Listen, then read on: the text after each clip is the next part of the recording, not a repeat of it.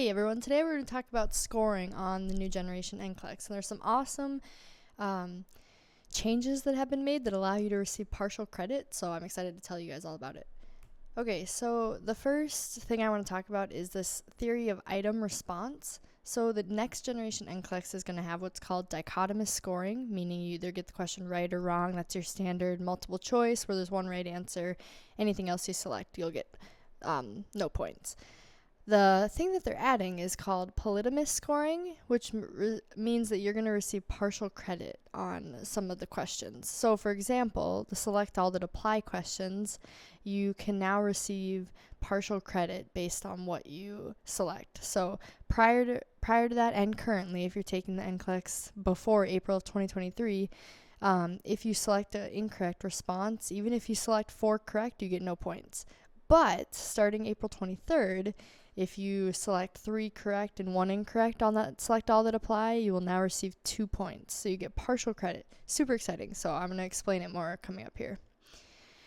So on the next generation NCLEX, there's 3 different types of scoring if we're kind of breaking it down. So one is 0-1 scoring, meaning you receive 1 point for each correct answer, 0 points for each incorrect answer, and then the total points is the sum of all correct answers.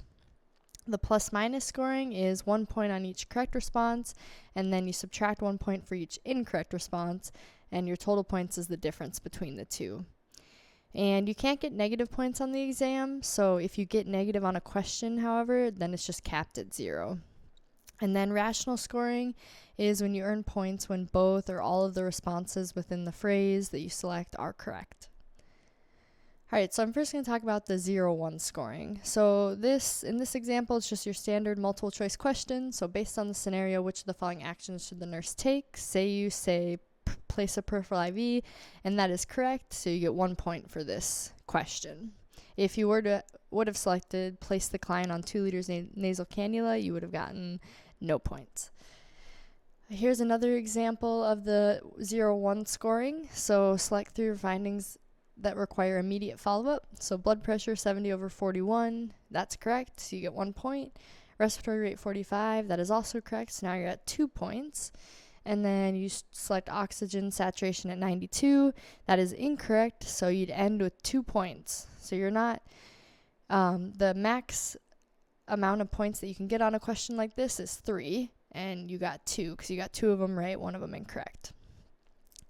In this scenario, so it's the drop down, so you're talking about the nurse should insert a, say you say peripheral IV, that's correct. It is a priority for the nurse to obtain the medication, Zosyn, that is also correct, so you're at 2 points right now. The nurse should position the patient supine to assist with their breathing, that is incorrect, so again you receive 2 out of the possible 3 points in this question. Alright, so the bow tie. This is what's really rewarding about this question too, because these are kind of intimidating, I think. But your max amount of points you can receive on this question is 5 points. It's a 0-1 scoring, so you are not harmed if you get an incorrect answer. So really just try your best on these. If you get all 5 of the boxes correct, you will get 5 points. In the drop down, so here it's the drop down you select. So say you select prepare the patient for a CT scan. Based on the scenario, this is not an appropriate action, so 0 points for that. That's incorrect. Cardiac continuous EKG monitoring. Yes, that's correct. So you got 1 point. And then respiratory prepare the patient for thoracentesis. Also not correct. So you get 1 point here for continuous EKG monitoring, but you're not harmed from getting the other 2 incorrect. All right, in the matrix grid here, this is also the 0-1 scoring, so the purple are correct, red is incorrect, so here you got 4 points. Okay, in this example, so we're now going to the plus-minus scoring. So in the first column, you can see you have 2 correct, so you have 2 points. In the second column, appendicitis, you have 2 of them correct and 1 incorrect, so when you subtract that, that is 1 point. And then in the third column, you got 2 incorrect, 1 correct, so you're at -1, right? So that rounds up to 0, so 0 points. So all in all, you got 3 points on this table when you round up the columns. So a little confusing, but hang with me, we'll go through a couple more examples. So in the extended multiple response, select all that apply. So the nurse is preparing a client for thoracentesis. Which of the following actions should the nurse take? Position the patient leaning forward on a table. Yes, that's correct. Perform a timeout. Yep, that's correct. Verify consent was signed by the patient. Yes, as a nurse, we just verify the consent was signed by patient, so that's correct. And then insert a Foley catheter. That is incorrect. So right here, you got 3 correct and 1 incorrect. So when you subtract the difference, you have 2 points on the select all that apply. So it's awesome that you now get credit for getting part of the select all that apply correct. Okay, and then extended multiple response. Grouping in a table, so in purple is what you got correct. So 1, 2, 3, 4 correct. And then the echo with bubble study is incorrect. So when you subtract again, 4 minus 1, you're at 2 points again.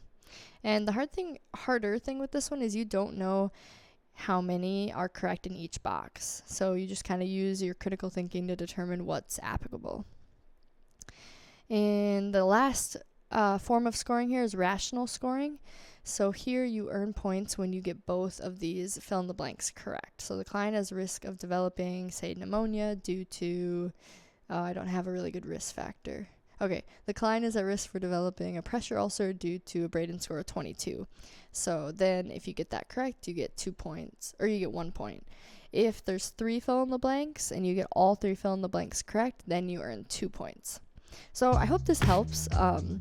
It's really exciting, the new questions that are being added and the opportunity for partial scoring on the New Generation NCLEX. So if you want to learn more about the New Generation NCLEX, hit the subscribe button, like. I'm going to be posting more and helping you guys through the process as you study to pass the NCLEX. Alright, have an awesome day.